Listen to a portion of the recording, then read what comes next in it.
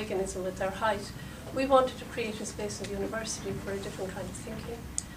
And we worked to establish equality studies as a centre. Women's studies, we worked together with women's studies to establish a centre. So basically, we're involved in a very different kind of struggle.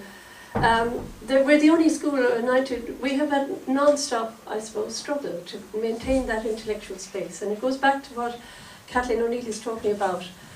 You know, I often think that when I was a child, they said they were Catholic, Protestant, or the centre. Well, I definitely belonged to the centre class. And I definitely felt and feel in Ireland that dissent is demonised. Dissent, especially intellectual dissent, is demonised. And therefore, if you dissent, whether it's through feminism or socialism, you will find yourself castigated as a crank or, you know, somebody who can't be taken seriously. But given that we've brought several million euro into UCD in funding, I don't think we can be quite castigated quite the same way. Most of it from Europe, I might add, from outside the economy. So what I'm going to talk about here is women, class and gender and new discriminations. I very briefly, I didn't know my audience, which is very awkward because I didn't know, are these people all experts? Do they know everything? So I didn't know where to pitch it, but having said that, what I'm going to do is very briefly, I think it's very important to have statistics actually, and very basic ones. I have a handout, by the way. I have about 15 copies, so if you have email, I can email it to you. If you don't have email, maybe you'll take the hard copy when I'm finished. But I just want to bring this to our attention. On the face of it, women in Ireland look really well, right? 57% of graduates are women. You think that's wonderful. But if you look at the employment rate of women who have children beyond the age of 3 years of age, it drops, for example, in the 2044 age group, from 87.4 to 56.9. And that goes back to the very simple fact that we have no proper care support services in Ireland. Because we do not have a concept of care of older people, and because I come on to talk about the concept of the citizen that is at the heart of the Irish state, is what I call a careless citizenship. It is, you are not a carer, you don't need caring. There is an assumption that care doesn't matter. And my argument is that that is a highly feminist issue. It's an egalitarian issue though, because it affects men and women and children. It affects people who want independent living. It affects vulnerable people who are sick or people who have disabilities that need supports. And I also just want to mention a little fact here that people often forget, which is, I'm going to come back to this again, because I looked at the most recent data published last year in relation to income. The normal way in which, and this is my first mention of discriminations, in which data are reported is in hourly earnings. Yes, hourly earnings are very important because certain people work more hours, etc., etc. But what that conceals is actually that fact that women do earn significantly less than men, even when they are employed. And that is because somebody has to do the care work. Somebody can't do overtime. And women are the default carers of society. I've just written a book we did several studies here of carers, lone parents, men, women, children, older people caring for other adults, etc., called Affective Equality, Love, Care and Injustice. And in that study, what we found very clearly is that that care work just is not recognised. It isn't named and it isn't seen to be real work. And at the heart of that lies the fact that women earn less than men, especially when they get older, because of course they have less time out of the labour market. At 55 to 65 years of age, women are only earning little or more than half of what men have. And that I think is very significant, because women go into old age, they live longer and they live poorer if they live than men. And that is directly related to their dependency position in childcare and other care work. So just to say, in case we've forgotten these little simple facts, but I think it's no harm to remind us that we haven't advanced as far as we think we have. 86% of employers are women, 20 only, and these are the comparable low figures for women. The means of violence, people often think this is a very trivial thing to put up, but it's very significant, because in every state, the ultimate power and control over you is violence. I'm sorry, but that's a fact. The means of police and the army. And they are predominantly men. lack of security is for women. Part-time workers, 80% of those working 19 hours a week or less are women. And land, that wonderful thing, and I'm from the land, so I know plenty about the land. Yes, 75% of farmers are men, but people who own of land is owned by men. But the farm holders are predominantly men. You look at the IFA. The IFA is almost all men. Complete the Irish Farmers Association, I'm talking about, not the Irish Footballers Association. So that is very significant, because land, even if you own 5 acres, it gives you great security. And women tend to inherit farm land when their husbands die, when there's no man available to hold it. So I'm just saying here, the part-time workers are predominantly women, and when we come to unpaid care work, it's 99% women. So that is the profile of Ireland of 2010. So in spite of women's great achievements in education, we haven't actually progressed as far as we might think we have. And I just want to mention this here, because I just give you this out of interest and I'll give you the handout, but I think that something very serious is, you can see here in terms of pensions, who has pensions in Ireland, women and men. And I just mention it because, of course, as we are progressing, and this is something that was mentioned this morning, the proportion of people with pensions, both male and female, 50% of women have no pension of any kind. 44% of men in 2008. That is most serious, because the old age pension is set at a level increasingly that is losing touch with the cost of living. And I think that's a gender issue, but it's also a class issue, and it's an issue, of course, for the future of this country. When people are demonising, for example, the public sector where we have pensions, what are they trying to say? That the whole country should have no pension? What are we going to live on when we get old? That is a most serious issue. So I'm just bringing these to the fore, just to remind ourselves, these are care workers. Yeah, I'll give them to you, but I just mentioned to it because, of course, 60% of people have no care responsibility of women, 84% of men. And that's from 2001, so it's a bit out of date, but that's the only base for our figures on this. But I just mentioned to you because care is a huge issue at the heart of the justice debate about gender and class. Because I often say, as somebody who was able to remain employed full-time as a parent with children, you need to be well off in Ireland to stay employed if you have children, because you can't afford the childcare. In Ireland, the proportion of your wages that go in childcare is over 1/5. It is several multiples of what it is in Europe, because we have never actually put in support services for childcare. Respite services are almost non-existent. Home health services, as we know, are given, on the gift at whoever is available to give them to you. So care is a very important agenda in my view. And I just want to mention this as well, because come back to this focus on hourly earnings. Because I just think that the financial sector, I just was looking these up when I was preparing my talk, and I think it is interesting. In the financial sector in 2007, women actually earned 55% of what men earned. I bet many people are not aware of that. There are massive differentials when you include bonuses, etc. And there are massive gender hierarchies within these. And I think it's very interesting that in our energy supply sector as well, that there is a huge differential there. 66% is what they earned. These are for people in full-time employment. So there are a lot of questions to ask within sectors, between sectors. Who's doing the work? Who's getting paid? Who's getting promoted? I think there are a lot of issues at stake. And I want to take something that's another little new development. Women have been doing very well in attainment, in education, but I would argue that in fact it's quite incidental, because it doesn't translate into labour market advantage. And what have we now? We now have a proposal to introduce higher level maths and award bonus points to it. And I want to just bring attention to something. I did a study of mathematics, in fact, with my colleague, one of the professor of maths, and Maureen Lyons, my colleague, is a social scientist, and Sean Close, who's a maths educator.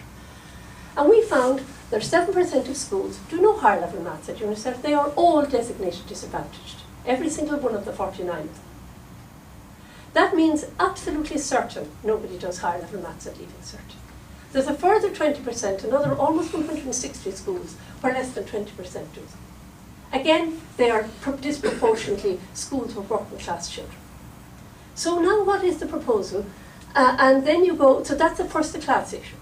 You introduce and give more points in the Leaving Cert to higher level maths, you are creating an automatic class advantage. There is no question about that. Because we analysed, for example, the fee paying, what I don't think should be called the fee paying sector, it should be called the state subsidised excluding of everybody else sector, right? Because that's what they are. That state subsidised sector, 80% of the children in those schools are doing higher level maths. So, you know, there is a massive class disadvantage here. But there's also a gender issue, not a major issue, mind you, as you can see from here, but in 2010, you can look these up on the internet. The State Examinations Commission is an excellent website, and 54% of those who did higher level maths were boys. It's still a massive improvement, a great increase in the proportion, you know, of girls relative to what there was in the past, and I think that's to be applauded. But 16% of those who got A's were boys, 12% are girls. So if you give extra points to A's, you're automatically, directly discriminating in advance against girls. I'm not saying if you put it at C, it won't matter, because in fact, they're roughly equal. It's 78% and 77% of boys and girls actually. Girls get 78%, boys get 77% C and higher last year. And that's a fairly consistent pattern. But the reason I mention this is because I want to hop on to something else that's happening. And this may seem to you to be quite trivial, but the higher professional aptitude test, the health professional aptitude test, this is another new discrimination.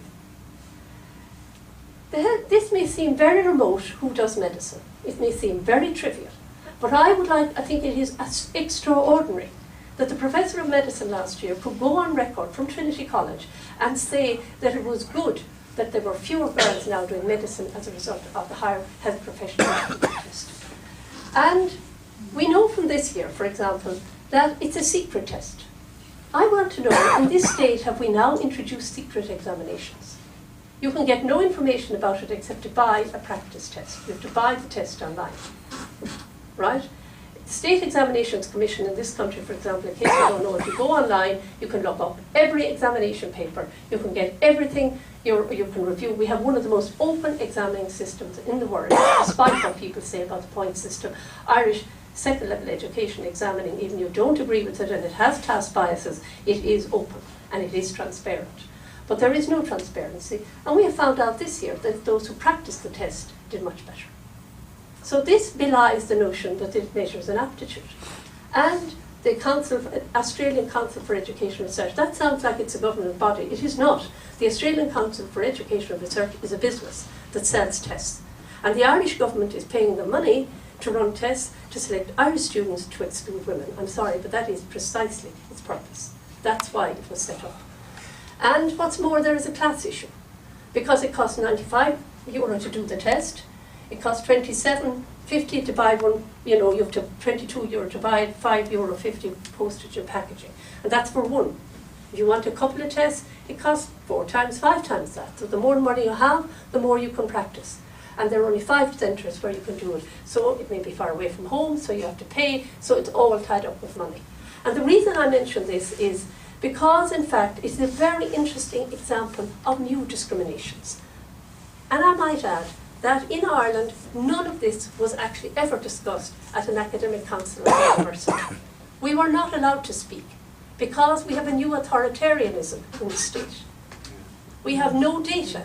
The UCD and all the universities did not release the number of students who have got into the university this year through repracticing the tests. So I'm just saying, and I want to draw your attention because the argument is that this is I'm very interested in mathematics and I find it fascinating. There is a number of these, a whole section of it is based on a particular area of geometry, the third section of this test, which we know for those who do maths education, because I've checked it with Sean Close, who's an expert in maths education, we know that girls do not do slightly as well as boys on that part of the test. So we have directly in Ireland introduced a test, and you can practice these yourself if you like, for your entertainment afterwards and see how many of you pass them. But I really say, what has this got to do with having an aptitude to do medicine? It is an aptitude test for discrimination. So I just mentioned here that, for example, people say that we have evidence-based policy in Ireland. Do we? The Human Rights Commission of the United States had the United States is the big world centre for standardised testing. And most recently, they have argued against it on 3 grounds.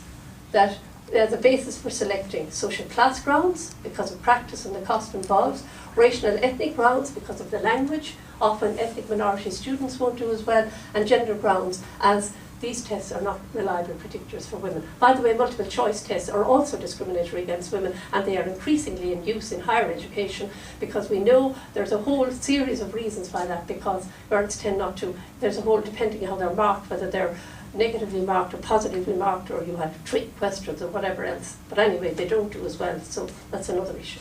But I just go on to say this, because these are examples of what is happening. It may appear at the very elite end of education, but like what happens at these levels in terms of higher level maths, entry to medicine, there have been proposals that they will introduce these kind of tests now for veterinary. There are too many girls doing veterinary. There have been proposals that they'll introduce them for law. There are too many girls doing law. So what will they do next? They cut the community development projects, right? So that's what I'm saying, is Ireland is slowly moving to the right in gender terms. It is most certainly a neoliberal capitalist economy, and I could speak at length on that subject and have written at length about it. But it also is a highly gendered economy, in which, in fact, powerful upper middle class men do not like having women in positions of authority. I'm sorry, but that is a fact, and I'm pretty experienced in that respect, given where I work. So I would like to say, come back here to say something about what I wanted to say. I wanted to talk about this is what I really meant to have at the end. I think in Ireland we have a very particular view of who is a citizen, and it is a highly gendered view. Liberal politics, and neoliberal is just new liberal politics, of course. Liberal politics has conceived the citizen with the public sphere. The citizen is an economic actor. So we talk about the taxpayer this and the taxpayer that. Everybody is a taxpayer. If you buy a handful of nails in the shop, you pay tax. If you buy anything, any services, you pay tax. But there is an assumption that the citizen is an economic actor, that they're a socio-political or socio-cultural actor, that they're engaged in somehow in, if you like, what is regarded as the public sphere. And of course, that the citizen is autonomous. The idealized citizen is a paid worker. It's somebody who is seen to be employed. But this ignores the voluntary and community work that Kathleen is talking about, much of which is done by people voluntarily. And of course, it ignores the love and care work that we have to do to produce emotionally sustainable citizens. And so what I'm saying is, here, the problem with it is it ignores the reality of dependency and interdependency that is at the heart of the human condition. When we're born, we are extremely vulnerable. We will die without care. That is a fact of babies. They will die. When we get very old and we come in, we will die without care very easily. And many times in between, we are highly interdependent people. So I'm just saying the silence on that has led to a silence on care and love work, most of which is done by women, but not exclusively, and indeed many men. But many men are not allowed, because I would say of the definition of masculinity in our society, which actually equates masculinity, especially younger masculinity, with the public sphere, with autonomy, and particularly with being relatively carefree. And it's not seen to be a masculine thing to do, to be a carer. So we need a new perspective on citizenship. Not just, of course, we have to be in the economy, but a universal caregiver and